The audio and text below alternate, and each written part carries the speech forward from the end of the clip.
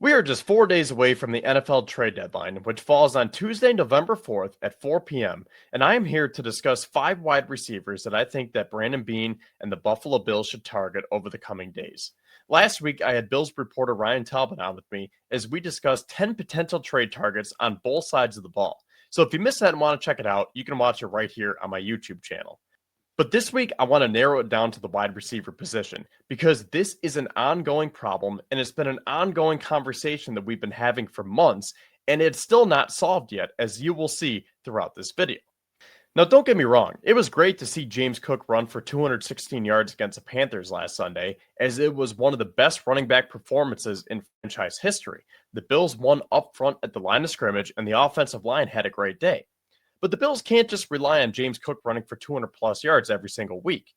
And as Sean McDermott said, they can't be a one-dimensional offense. They have to be two-dimensional. And I thought it was interesting to hear from McDermott and Joe Brady because McDermott had that stance on it. And then Joe Brady said, I have no concerns. We didn't have to utilize the passing game because James Cook was so dominant. And I think that's the problem right there, is that the Bills say, hey, everybody eats. We have James Cook and we have Josh Allen, so it'll be okay. Well, you have to have a plan B because when you run into a team like New England or Atlanta who has the right personnel to slow down the Bills' running game, you have to be able to win on the boundary. Because what these teams will do is say, all right, we're just going to stack the box and defend the middle of the field because we know what you want to do. You don't have that deep threat. You don't have anyone who poses that threat on the boundary. So we like our chances when Keon Coleman has to go up against Christian Gonzalez or AJ Terrell. So that's why I keep coming back to the wide receiver position, but I think it's also important for Beane to look at the defensive tackles because now with Ed Oliver tearing his bicep and being out for the remainder of at least the regular season, hopefully he can make a late season push for the playoffs. I think that could be a position of need as well. That being said, I don't think that Beane has to make a catastrophic move on this defense because I was really liking what I was seeing from these players who were coming back from suspensions or from injuries. Michael Hoyt and Larry Ogunjobi definitely made an impact on Sunday. I really liked what I saw from Maxwell Hairston. Terrell Bernard and Matt Milano are looking good to go for this week. Daquan Jones and TJ Sanders will be back hopefully sooner rather than later. So that's why it's such a tough blow to lose Ed Oliver because these guys were finally starting to be able to get to play together. And those were the reinforcements that we have been waiting for. The other takeaway that I had from Sunday's game is that as much as I wanted to see the Bills get a safety or a corner, and maybe they still can, I just don't think that it's as important because I'm thinking that now that Sean McDermott is helping Bobby Babbage call the plays, I'm thinking that he can platoon both of the Jordans in the secondary, specifically at the safety position, and he can play Jordan Poyer on rundowns and Jordan Hancock on passing downs. Because Jordan Poyer, even though he is older, he is still very fundamentally sound. He's knowledgeable, he's aware, and he is a great leader. So you would like to think that he can help make sure that the younger guys are lining up in the right spots, talking about Cole Bishop and Maxwell Hairston, and whatever he lacks athletically at this point of his career can be made up by Jordan Hancock. And the Bills could play some more dime packages as well, where both Poyer and Hancock are on the field together. Now, before we get into my wide receiver targets here, it's very important to note that according to Albert Breer, this came out Wednesday morning, so I would assume this includes Poyer and Jordan Phillips being signed to the active roster. The Bills have $1.76 million in cap space. That is 32nd in the NFL. So the Bills have the least amount of cap space to work with. But as you will see here momentarily, there are a lot of deals to still be had for the right price. And if you're wondering where all that money went and why the Bills have hardly any left to fix these gaping holes, Dawson Knox's cap hit is $14.6 million this year. That is the second highest on the Bills. Curtis Samuel's cap hit of 9.1 is eighth highest. If you combine those, that is a total of $23.7 million between Knox and Samuel. And the kicker is that they have a combined total of 17 targets this year. But it's not all doom and gloom, so let's look at some positivity here and see some of these contracts that Beane can still acquire. So I tweeted this Wednesday and I said, here are some trade targets for the Bills and what their 2025 cap hits would be as of week 9 if Buffalo were to acquire them. And this is all according to SpotTrack. Jakobi Meyers is the most expensive one listed here, as he would cost just under $6 million. Logan Wilson would account for $3.25 million against the cap. Tariq Woolen, the athletic freak at corner, comes in at just under $3 million. Rasheed Shahed, who is a fan favorite, as I will definitely be getting to in a few minutes, he would only cost $2.33 million. Cam Taylor-Britt, who could be another great addition to that cornerback room, he would cost just over $2 million. Shelby Harris, who I think is a very sneaky target here, would be $1.41 million against the cap. Chris Olave, this is another fan favorite. He is under $1 million. So between Chris Olave, Demario Davis, Quandre Diggs, Rashawn Jenkins, Jaylen Waddle, and A.J. Brown, all these guys can be acquired for less than $1 million in terms of the cap hits for the rest of the 2025 season. So without further ado, let's take a look at these 5 wide receivers. Coming in at number 5, we have Jaylen Waddle. Now, I've seen some mixed reports and rumors about whether or not Miami will actually want to move one of their star receivers, especially with Tyreek Hill being out for the season. But really, this all started a couple weeks ago when Waddle posted on Instagram for the first time in almost a year, and one of the pictures was him at Highmark Stadium on the Bills field for that Thursday night game with the Bills logo in the background and a blank caption. So that got people thinking, the Dolphins are now 2-7 after that loss to the Ravens on Thursday Night Football. They're probably going to be sellers at the deadline. What would it take to get Jaylen Waddle from Miami to Buffalo? Now, the short answer is I really don't think Miami's going to want to do this, especially to the Buffalo Bills, who have owned their franchise ever since Josh Allen came into the league. But it is fun to think about.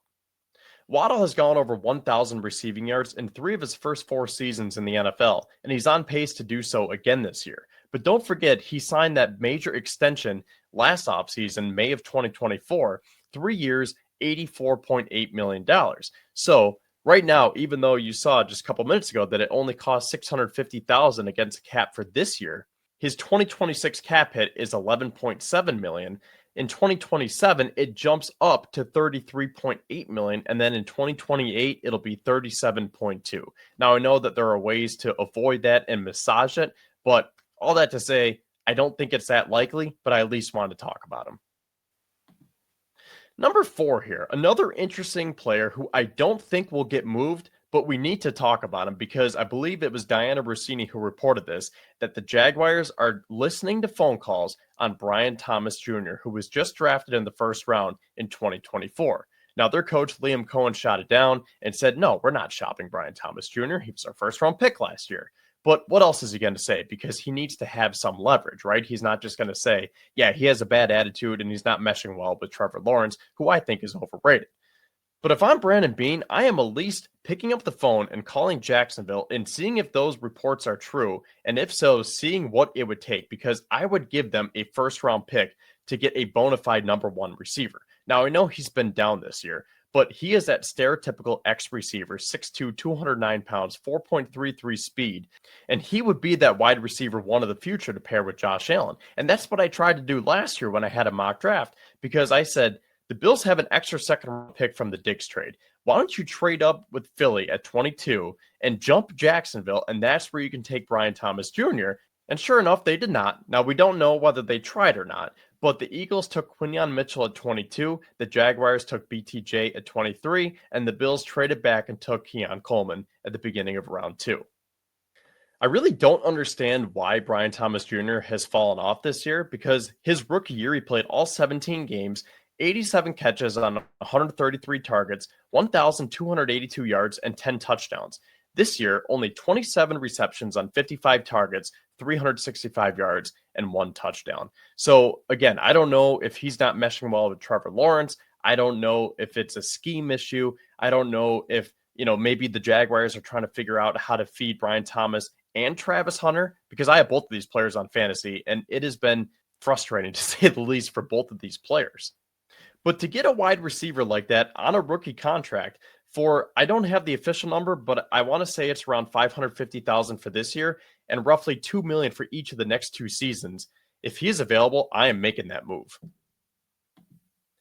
Moving to number 3, Raiders wide receiver Jakobi Meyers. Now, I put him smack dab right in the middle because I think it is more likely than not that he gets traded as opposed to Waddle or Brian Thomas Jr.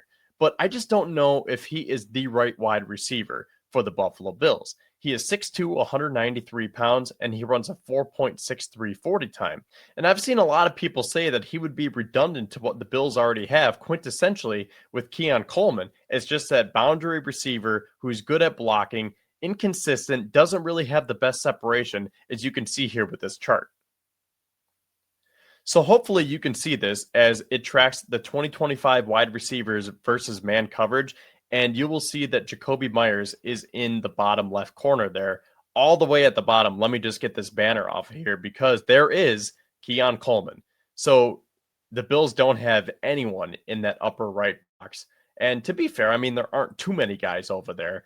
But as you can see, it is pretty bleak here in terms of the Bills wide receivers. And just another note on Jakobi Meyers. I do appreciate the fact that he's been productive over the last 4 seasons because he's gone over 800 yards in each of those seasons, including hitting the 1,000 yard mark for the first time in his career last season. But again, I just think that there could be better receivers for Brandon Beane to go after. So let's talk about one of those better options. And coming in at number 2, I have Saints wide receiver Chris Olave. Now, if the Bills were to pull off this trade for Olave, this would be very reminiscent to me of the Amari Cooper trade last year because I would put these guys in the same tier of wide receiver ones. The only difference is that Amari Cooper is 6 years older, as he is 31. Olave is just 25 years old. But they're not in the same tier as the Jamar Chases and the Justin Jeffersons and the Puka Nakuas.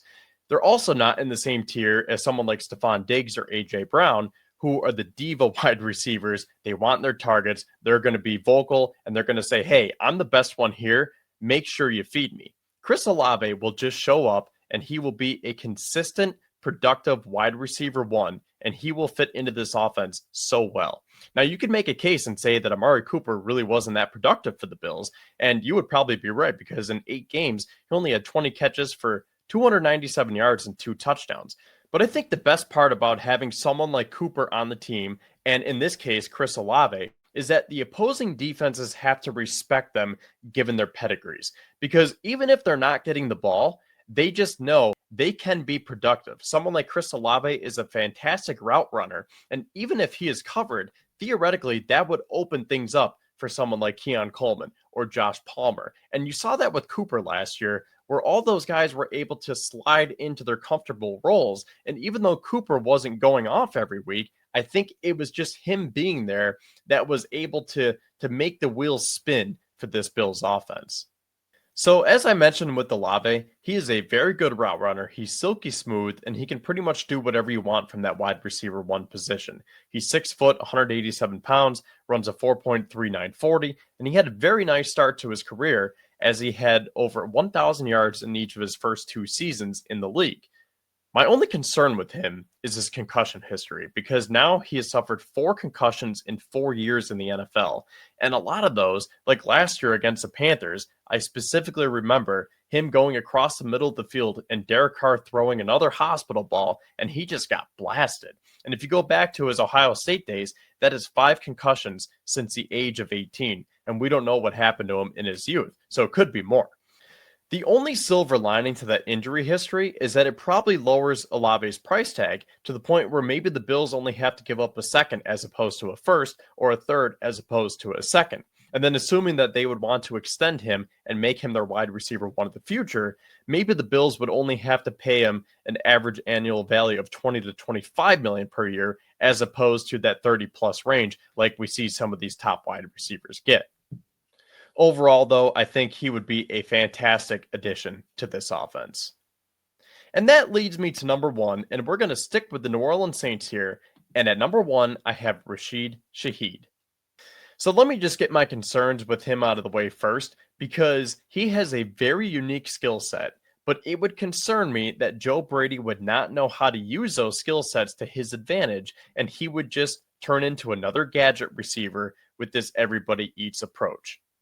But I think when you look at everything in totality, I think that Shahed makes the most sense given what the Bills are dealing with right now, from the cap down to the offense, down to the special teams. Tying this in with how I open up the video, Rasheed Shahed has blazing speed, and he is that stereotypical burner, and he would be that vertical deep threat and give the Bills an added element to this offense that they desperately need. Because right now, the Bills have no one who is going to strike fear in the opposing defense, specifically their DBs. So, what you're going to see is that the safeties are going to creep up and they're going to say, well, you're not going to beat us over the top. You are just going to hand the ball off to James Cook. And if you're not going to hand it off to Cook, you're going to throw a little bubble screen to Khalil Shakir or to Dalton Kincaid. You have no one to beat us over the top. So not only can Shahed use that 4-3 speed to help the Bills on offense, he also provides value on special teams as he was one of the best punt and kick returners going back to the 2023 season. Let's take a look at his stats. So we'll start with his receiving stats. As you can see, his first year was in 2022 as he came into the league as an undrafted free agent from Weber State. And a fun fact that he was a freshman when Taron Johnson was a senior at Weber State. But he followed that up in 2023 with a career best 719 yards and 5 touchdowns. And that's why people have some reservations, because you look at that and you say, well, he's only eclipsed 700 yards one time before. But I just think that there is a lot that he offers with that skill set, because as we scroll down here to his returning stats, so in 2023, Shahed had a 13.6 punt return average and a 21.3 kickoff return average as he returned 18 kickoffs for 384 yards as he was named first team All-Pro and earned his first Pro Bowl nod. And that wasn't even his best season, as he averaged 22.9 yards per kickoff return as a rookie, 28.5 in 2024. Now, granted, he only had 6 kickoff returns, but those are still pretty impressive numbers, especially when you look at his punt return average in 2024, 15.9. And then this year, he is averaging 13.3 yards per punt return. Now, that being said, the Buffalo Bills are 31st in punt return average this year, as they are only averaging 5.6 yards per return. And they've tried multiple different guys back there between Brandon Codrington, Khalil Shakir, and most recently Keon Coleman. And I'm not comfortable with either of those wide receivers being back there.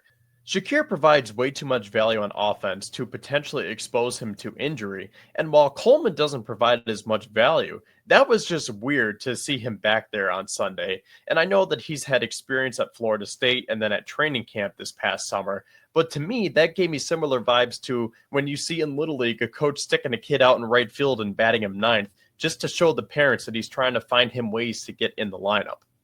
And I had someone ask me on Twitter yesterday, well, let's say the Bills do acquire Shahed. What's the corresponding move? And I answered with, the corresponding move would be simply releasing Brandon Codrington, who only provides value on special teams and offers nothing on defense. So if you remember, I said at the beginning that acquiring Shahed would cost roughly $2.3 million. Well, if the Bills were to cut Codrington, that would save $960,000 and it would get them back onto the cap, leaving them with roughly $400,000 in cap space.